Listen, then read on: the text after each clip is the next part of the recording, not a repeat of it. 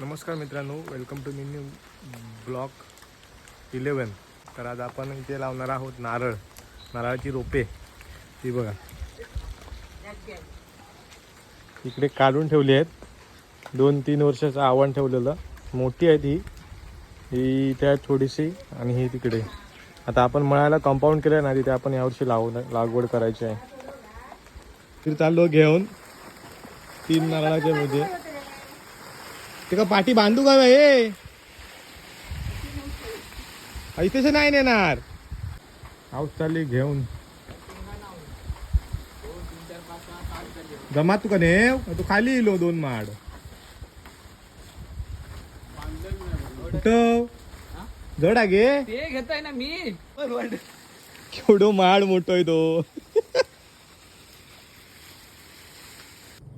मित्रांनो, जर रोपं लावताना ना 1.5 फुटाचं हाईट आणि 1.5 फूट हाईटचा खड्डे मारावे लागतात. कारण आमच्या इथे नारळाची झाडं बघा ही आव्हान लावलेलं आहे ना हे. तर हे 3 ते 4 वर्षापूर्वीचं आहे. काय काय छोटी रोपतं आहेत, काय काय मोठी आहेत. तर असे आपण इथे 15 ते 16 झाडं लावणार आहोत. तर काय काय ठिकाणी मार्किंग करून ठेवली आहे बघा अशी. तर त्या ठिकाणी आता खड्डे मारायचे आहेत. आता शिवर मारतो बघा इथे खड्डा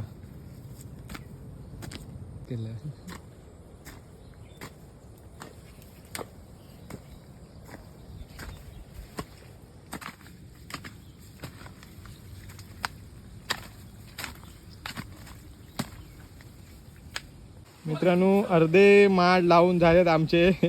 हे छोटे माड लावले तिकडे आणि या ठिकाणी 4 वर्षाचे जुने माड आहेत बघा.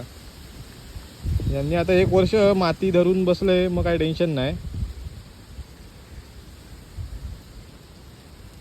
2 माडांच्या गॅप मध्ये बघा ही 12 ते 13 फुटाची गॅप आहे.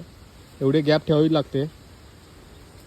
इकडे आता बाकीचे खणायचे आहेत.